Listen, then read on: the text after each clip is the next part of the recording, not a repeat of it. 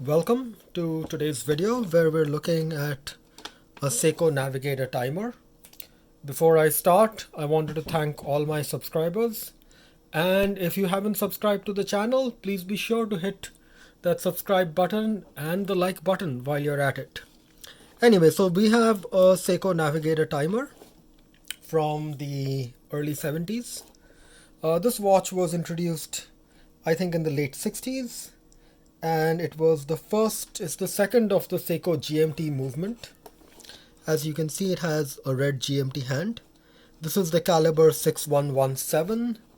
There are two versions of this. The first one of the GMT watches is actually what is called the world timer. And the world timer has all the cities on the bezel, those 24 cities. And then you have the navigator timer, which does not have the clutter of all those cities. It just has a 24-hour clock on its bezel. Like the original Rolex GMT watch, the GMT hand is tied in to the hour hand, which means if you try to change the time, the GMT hand moves. So it's essentially synchronized to the 12 o'clock time, and then whereas the hour hand moves around the clock once every 12 hours, the GMT hand moves around the clock, around the watch, once every 24 hours. So that's the principle of a 24-hour GMT watch. So the way you adjust it for your particular time zone is by rotating the crown at 4 o'clock. So, if you were in a place where if you wanted to just use 24-hour time, then this is the problem of doing this on camera. It's so hard to see. You could say if where you are it is noon right now, then you align the GMT hand to 12 o'clock, and then it would just follow the time as through the day on a 24-hour basis. Now, the one thing I do want you to notice, let me see if I can get a focus on this, is see how the GMT hand has a fold? That fold allows it to rise above the applied indices on this. It's really a beautiful detail that Seiko had in its day. Talking about the design, this is a tonneau case. Tonneau cases were all the rage in the late 60s when the world timer and the navigator timer comes out. If you don't know what a tonneau case is, just think of a 6105 Seiko diver. Exact same tonneau case.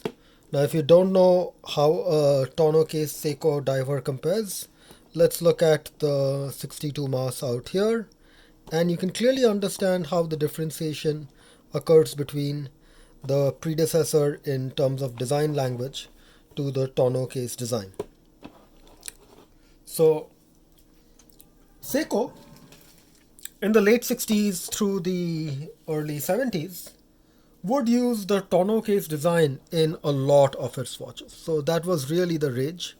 If you had an Omega, this would be called a cushion or a Omega C shape. It was the Gerald Genta design. But let's stick with Seiko out here.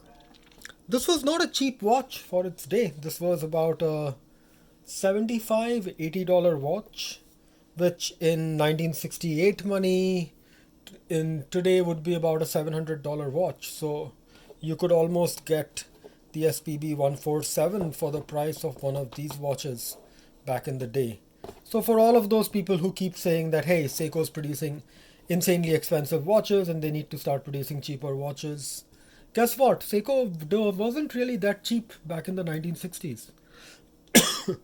Of course, we're not talking $4,500 watches here, but this is Seiko trying to go into Rolex territory. But I digress. Let's focus on this. My particular Navigator timer is very special. It's special because all the other Navigator timers used to come with this fairly iconic Pepsi bezel. So you had from the 6 o'clock till 6 a.m. to 6 p.m. you'd have the red marks, and then you would have the blue marks from 6 p.m. till midnight. In my case, because it's a vintage watch, the some of those markings have gone away, and I think you can barely see the remnants of the blue marks over there. But it gives my watch, and I really like it from a design perspective, it gives it a clarity that you just don't get on any other design. In fact, I've had a chance to replace the bezel and put a new old stock bezel, but I'm not going to do it. The cleanliness, let me pause this.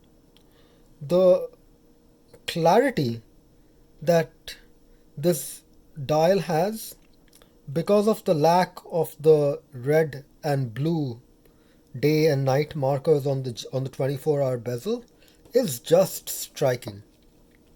In fact, this watch is probably one of my favorite sport watches because it's just so clean, yet it is so elegant.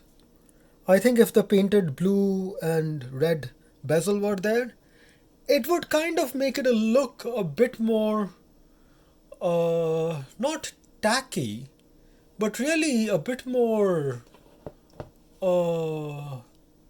less refined really. It's just the black dial gives it such a refinement that I wish Seiko had introduced it as a special edition, just the all black Navigator. Anyway, that's a quick look at my Navigator timer. This is now in rotation. It's a great watch, like with all Seiko watches. It's a challenge from a design perspective because you wanna keep the crown tucked in because you don't wanna mistakenly change the time. But having said that, it's a pain to have to use these small crowns at the 4 o'clock position. So the real solution to it would have been a locking crown like this diver does, the modern day divers do have. But Seiko did not give it a locking crown. I wish this had a locking crown at 3 o'clock. But for whatever reason, I really know for cost reasons, Seiko did not give it a locking crown. Because it is inset, it doesn't really get disturbed. But one of the biggest problem of using it is sometimes the GMT, the 24-hour bezel moves. And remember, even if it moves by half an hour on the normal thing, that's a full hour. So even the slightest move will throw your time off. And the other problem is when it moves, you may be looking at the 24-hour, the red hand to see what the time is, but you don't realize that the bezel has already moved and your time is off by an hour, half an hour, or 2 hours.